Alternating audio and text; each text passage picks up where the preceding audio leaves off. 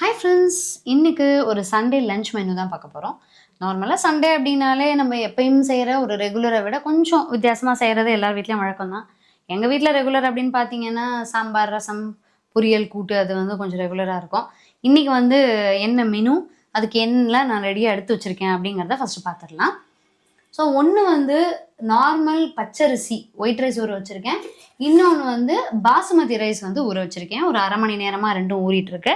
So basmati rice எதுக்கு அப்படின்னு பார்த்தீங்கன்னா ஒரு வெஜ்ஜு ஃப்ரைட் ரைஸ் பண்ணுறதுக்காக. ஸோ அந்த வெஜ்ஜு ஃப்ரைட் ரைஸ்க்கு ஸ்வீட் கார்ன், அதே மாதிரி ஒரு நம்ம நார்மல் முட்டைக்கோசு, ஒரு கேரட்டு, பச்சை பட்டாணி ரெடியாக இருக்குது. அதே மாதிரி வெங்காயம் ரெடியாக இருக்குது. அதுக்கு பெஸ்ட்டு காம்பினேஷனாக வந்து ஒரு கிரேவி, அதே மாதிரி தயிர் பச்சடியும். தயிர் பச்சடி வந்து நம்ம குக்கும்பரும் வெங்காயமும் சேர்த்து தயிர் பச்சடி பண்ணிக்கலாம். கிரேவி வந்து மஷ்ரூம், இது எல்லாத்தையுமே நான் யூஸ் பண்ண போகிறது கிடையாது. இதில் ஒரு பாதி போட்டு கூட நம்ம கிரேவி வச்சோம் அப்படின்னா நம்ம கரெக்டாக இருக்கும். அதே மாதிரி இந்த பச்சரிசி சாப்பாடு வந்து தயிர் சாதத்துக்காக இருக்குது.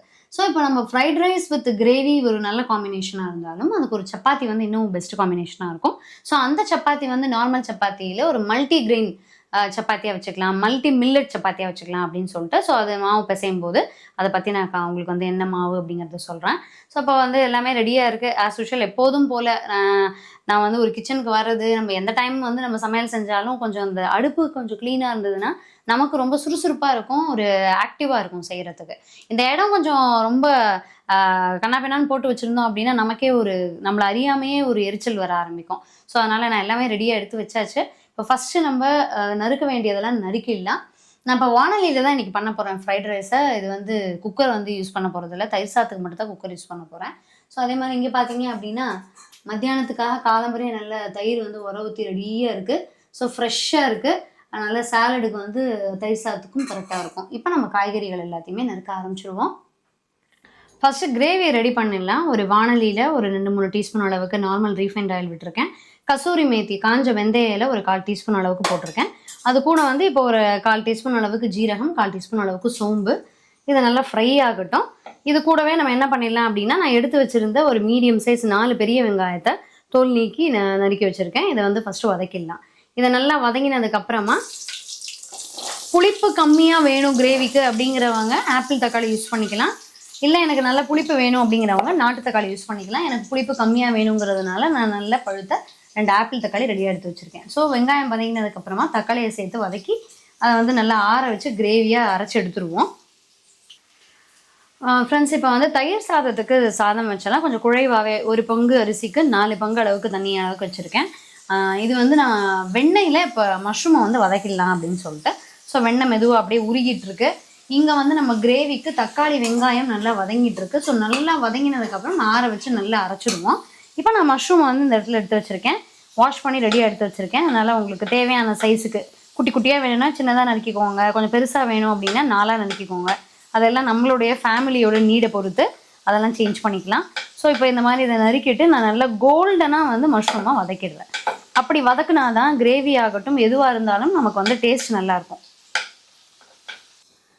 ரைஸ் வந்து தயிர் சாதத்துக்கு ஆஃப் பண்ணியாச்சு. தானாகவே ப்ரெஷர் போகட்டும். கொஞ்சம் ஆறுனதுக்கப்புறமா நம்ம வந்து தயிர் சாதம் கிளறிக்கலாம்.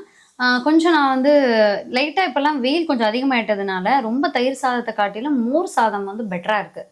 அதனால் அதுக்கேற்ற மாதிரி ரெடி பண்ணிக்கலாம். இல்லை உங்களுக்கு தயிர் சாதம் பிடிச்சா நீங்கள் அதுக்கேற்ற மாதிரி வச்சுக்கலாம். ஸோ இப்போ வந்து நான் என்ன பண்ணியிருக்கேன், வானொலியில் தான் நான் வேக வைக்க போகிறேன் அந்த பாசுமதி ரைஸ் அப்படின்னு சொல்லியிருந்தேன். ஸோ 1 பங்கு பாசுமதி ரைஸுக்கு 2 பங்கு அளவுக்கு தண்ணி வானொலியில் வச்சுருக்கேன். ஒரு நார்மல் அந்த டேபிள் பட்டர் அப்படின்னு சொல்லியிருக்கோம், இல்லை பட்டர் டேப்லெட் அப்படின்னு போட்டிருப்பாங்க, அதில் ஒன்று வந்து எடுத்து போட்டிருக்கேன். தேவையான அளவுக்கு உப்பும் நம்ம சேர்த்துக்கலாம். அந்த பட்டர்லேயும் கொஞ்சம் உப்பு இருக்கும். அதையும் தாண்டி சாப்பாடுக்கு எவ்வளோ தேவையோ அந்த அளவுக்கு நம்ம வந்து உப்பு சேர்த்துக்கலாம். நல்லா கிட்டத்தட்ட ஒரு 3/4 மணி நேரம் ஊறின ஒயிட் பாஸ்மதி ரைஸ் வந்து நான் என்ன பிராண்ட் யூஸ் பண்ணுறேன் அப்படின்னா India Gate classic basmati rice. அது நல்ல நிறைய தண்ணி இழுக்கும், நல்லாவும் இருக்கும், டேஸ்ட்டு சூப்பராக இருக்கும். ஸோ இதில் வந்து நம்ம இந்த அரிசியை போட்டுட்டு நம்ம பாட்டுக்கு அப்படியே சைடில் கிளறி விட்டுட்டே இருப்போம். சிம்மில் வச்சுக்குவோம். தேவைப்பட்டுச்சு தண்ணி அப்படின்னா நம்ம வந்து கொஞ்சம் லைட்டாக அப்படியே வெந்நீர் வந்து தெளிச்சிக்கலாம். இந்த மாதிரி இருக்கும்போது அந்த ஒரு பிசுபிசுப்பு தன்மை இருக்காது, நல்ல டேஸ்டாகவும் இருக்கும் ரைஸு. இப்போ அந்த ஃப்ரைட் ரைஸுக்கு தேவையான அளவுக்கு காய்கறிகளை நறுக்கிட்டு க்ரன்ச்சியாக நம்ம வதக்கினா தான் நல்லாயிருக்கும். ஸோ அதையும் நம்ம ரெடி பண்ணிக்கலாம். இந்த பக்கம் பார்த்தீங்கன்னா நம்மளுடைய கிரேவிக்கு மஷ்ரூம் வந்து வதக்கி ரெடியாக எடுத்து வச்சுருக்கேன். கிரேவி இப்போ இந்த சைடு செய்ய ஆரம்பிச்சிருவோம். இந்த அடுப்பு காலியாக இருக்குது. அப்போ கிரேவி பண்ணும்போது பார்க்கலாம். ஃப்ரெண்ட்ஸ், அந்த பாசுமதி ரைஸ் வந்து நிறுத்தியாச்சு. நல்லா பொலன்னு வந்தாச்சு. எனக்கு வந்து நான் ஒவ்வொரு மெத்தடாக ஃபாலோ பண்ணிட்டு வரேன். ஒரு குக்கரில் வச்சு பார்த்தேன். அதை விட வந்து எனக்கு நார்மலாக நிறைய பங்கு தண்ணி விட்டு வேக வச்சு வடிகட்டி யூஸ் பண்ணது வந்து கொஞ்சம் சல்லுன்னு இருந்த மாதிரி இருந்தது. டேஸ்ட் இல்லை பாஸ்மதி ரைஸில். ஸோ அதுக்கப்புறம் நானே தான் வந்து இந்த மாதிரி வானொலியில் தேவையான அளவுக்கு மட்டும் தண்ணி விட்டு வச்சு பார்த்தேன். எனக்கு அது வந்து பிடிச்சிருந்தது. எங்கள் வீட்டில் எல்லாருக்குமே அது நல்லா இருந்ததுன்னு சொன்னதுனால நான் இந்த மெத்தட் வந்து ஃபாலோ பண்ணிகிட்ருக்கேன். எக்ஸாக்டாக தேவையான அளவுக்கு மட்டும் தண்ணி விட்டு அரிசியை வேக வச்சு ரெடியாக எடுத்து வச்சாச்சு. இது கொஞ்சம் ஆறட்டும். இப்போ நம்ம கிரேவிக்கு வந்து நான் சொன்ன மாதிரி வதக்கி வச்சுருந்ததை வந்து அரைச்சாச்சு. இப்போ இது கூட கொஞ்சம் மசாலா பொருட்கள் என்னென்னலாம் எடுத்திருக்கேன்னா 1.5 டீஸ்பூன் அளவுக்கு காஷ்மீரி சில்லி பவுடர், 1/2 டீஸ்பூன் அளவுக்கு நார்மல் வரமிளகாய் பொடி, 2 டீஸ்பூன் அளவுக்கு வர கொத்தமல்லி பொடி அதாவது தனியா பொடி, 1 டீஸ்பூன் அளவுக்கு கரம் மசாலா, 3/4 டீஸ்பூன் அளவுக்கு பிரியாணி மசாலா அதெல்லாமே எடுத்திருக்கேன். இப்போ இது அப்படியே பொடியாக சேர்க்குறத விட்டுட்டு கொஞ்சமாக தண்ணி விட்டு நல்லா அதை மிக்ஸ் பண்ணி அதுக்கப்புறம் அதை சேர்த்தோம் அப்படின்னா எல்லா பக்கமும் ஈவனாக வந்து அது மிக்ஸ் ஆகிருக்கும். நீங்கள் உங்களுக்கு கிரேவி வந்து நிறையா இருக்குது, மஷ்ரூம் வந்து கம்மியாக இருக்குது அப்படின்னு நீங்கள் ஃபீல் பண்ணலாம். ஸோ மஷ்ரூம் வந்து கொஞ்சம் கேஸு, கொஞ்சம் அதனால அது வேண்டாம் அப்படின்னு நினைக்கும் போது கிரேவி மட்டும் பிளெயினாக தொட்டுக்கிறதுக்குன்னு நினைக்கலாம். ஸோ அதை நான் எங்கள் வீட்டில் அப்படி தேவைப்படும், அதனால தான் நான் அப்படி போட்டிருக்கேன். ஸோ பிளெயின் கிரேவியை நல்லா கொதிச்சதுக்கப்புறம் எடுத்து வச்சுட்டு பாக்கி இருக்கக்கூடிய கிரேவியில் மஷ்ரூமை வந்து நான் போட்டுருவேன். அதனால தான் நான் வந்து கிரேவியினுடைய அளவு அதிகமாக இருக்குது, மஷ்ரூமுடைய அளவு கம்மியாக இருக்குது. ஸோ இப்போ நல்லா கொதிக்க விட்டுட்டு கிரேவியை ரெடி பண்ணிடலாம். அது தனியாக ஒரு பாத்திரத்தில் எடுத்து வச்சுட்டு இந்த வானலியில தான் நான் வந்து ஃப்ரைட் ரைஸ்க்குரியது எல்லாத்தையுமே கலக்க போகிறேன். ஃப்ரெண்ட்ஸ், ஃப்ரைட் ரைஸுக்கு வந்து 1 டீஸ்பூன் அளவுக்கு வெண்ணெய் விட்டுருக்கேன், உருகிட்டு இருக்கு. அதில் வந்து ஒரே ஒரு பச்சை மிளகா நல்லா பெருசாக இருக்கிறது, அதுக்கப்புறம் வந்து ஒரு 2-3 பூண்டு பல்ல நல்லா மெல்லிசாக நீளமாக நறுக்கியிருக்கேன், அதையும் சேர்த்துருவோம். இது நல்லா கோல்டனாக ஆனதுக்கப்புறமா ஒரு மீடியம் சைஸ் பெரிய வெங்காயத்தை நல்லா மெல்லிசாக நறுக்கியிருக்கேன், இதையும் அதில் சேர்த்து நல்லா வதக்கிடலாம்.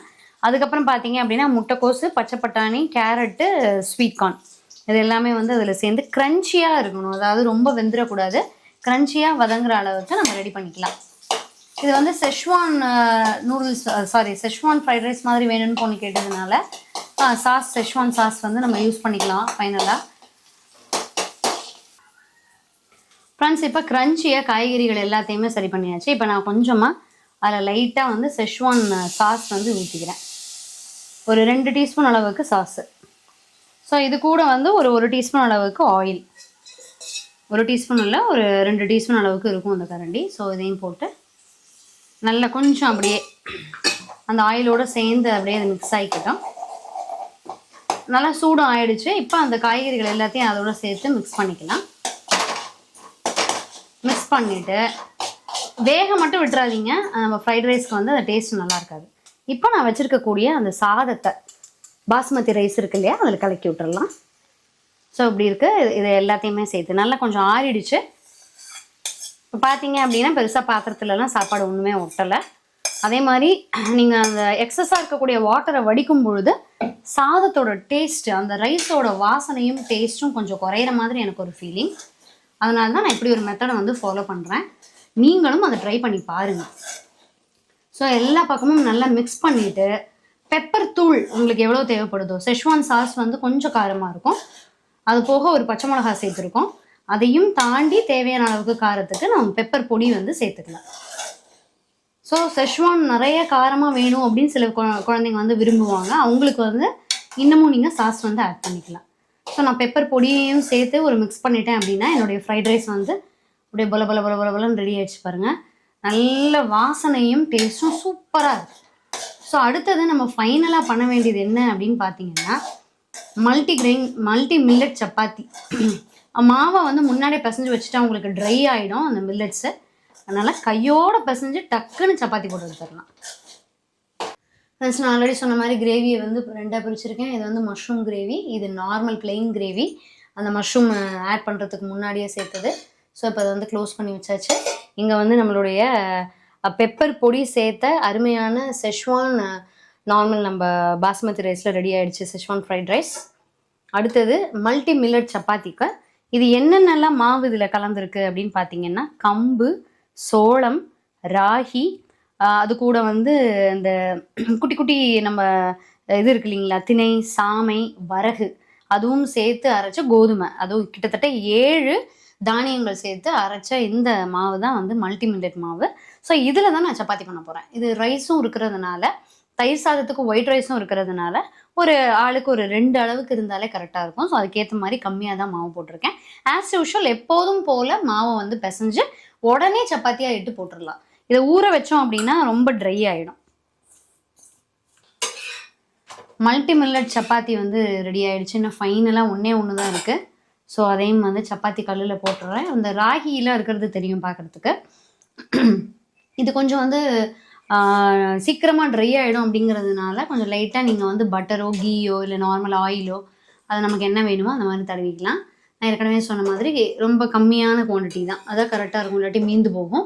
ஸோ இப்போ ஃபைனலாக நம்ம பண்ண வேண்டியது குக்கும்பர், நம்ம வெள்ளரிக்காயும் ஒரே ஒரு வெங்காயமும் போட்ட தயிர் பச்சடி, அதை மட்டும் பண்ணிடலாம். நான் தயிர் சாதம் கிளறேன்னு சொன்னேன், பட் என்ன சொல்லிட்டாங்க, வேணும்னா நாங்கள் சாதம் போட்டு சாப்பிட்டுக்கிறோம், இல்லாட்டி வேண்டாம், அதனால் சாதம் அப்படியே இருக்கட்டும், புதுசாக தயிர் சாதம் கிளற வேண்டாம்ன்றதுனால நான் அப்படியே விட்டுட்டேன். இது தேவைப்பட்டால் நம்ம வந்து தயிர் சாதம் போட்டு சாப்பிட்டுக்குவாங்க.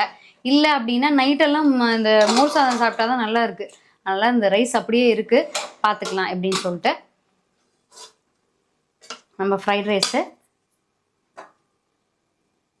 அதுவும் ரெடி ஆகிடுச்சு. ஆஸ் யூஷுவல் எப்போதும் போல் நம்மளுடைய கிரேவியும் ரெடி ஆகிடுச்சு. நம்ம ஆல்ரெடி அதை பார்த்துட்டோம். இப்போ நான் குக்கும்பர் ரைத்தா மட்டும் ரெடி பண்ணிடுவேன், அவ்வளோதான். அது ரெடி பண்ணுறதுக்கு ஒன்றும் உங்களுக்கு பெரிய டைம் ஆகாது, ஒரு 5 மினிட்ஸு.